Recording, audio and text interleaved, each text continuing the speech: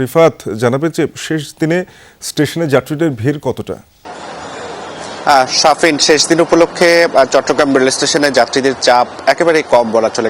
700 ppm আকিশ Basir class কেনার আগে দেখে নিলেই জিতবেন। আপনি জানেন যে গত প্রায় এক সপ্তাহ ধরে উত্তরাঞ্চল বা দক্ষিণাঞ্চলের যে জেলাগুলো রয়েছে সেই জেলার মানুষগুলো কিন্তু ট্রেনে আসলে তাদের বাড়ি ফেরা শুরু করেছেন। একেবারে শেষ দিন আজ, শেষ দিন উপলক্ষে চট্টগ্রাম রেল স্টেশনে কোনো ধরনের ভিড় বাট্টা নেই, কোনো চাপ নেই। আমরা সকাল থেকে অবস্থান করে যেটি দেখতে পেয়েছি যে কোনো ধরনের চাপ নেই। আর যাত্রীদের মধ্যে ভোগান্তির যে চিত্র, সেই ভোগান্তির চিত্র তেমন একটি চোখে আমাদের পড়েনি। আপনাকে যদি একটু জানিয়ে রাখতে চাই, মূলত আজকে পুরো দিনে আসলে রেল কর্তৃপক্ষ আমাদেরকে যেমনটি জানিয়েছে 17টি ট্রেন আসলে বিভিন্ন জেলার উদ্দেশ্যে ছেড়ে যাবে।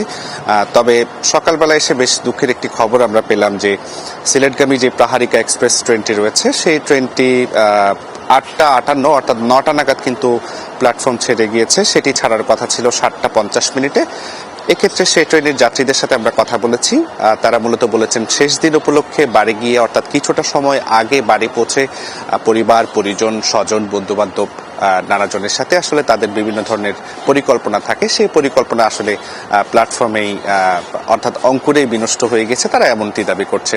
তবে অধিকাংশ যাত্রীর মুখে আমরা যেটি দেখেছি সেটি হলো স্বস্তির ছাপ ছিল, যেহেতু তারা বাড়ি যেতে পারছে। আর আরো একটি বিষয়, সেটি হলো চাঁদপুরগামী যে কমিউটার ট্রেনটি রয়েছে সেটি কিন্তু এখন পর্যন্ত প্ল্যাটফর্মে এসে পৌঁছায়নি। তো এই ছিল আমার কাছ থেকে শেষ দিনের ঈদ যাত্রার সর্বশেষ খবরাখবর। শাফিন।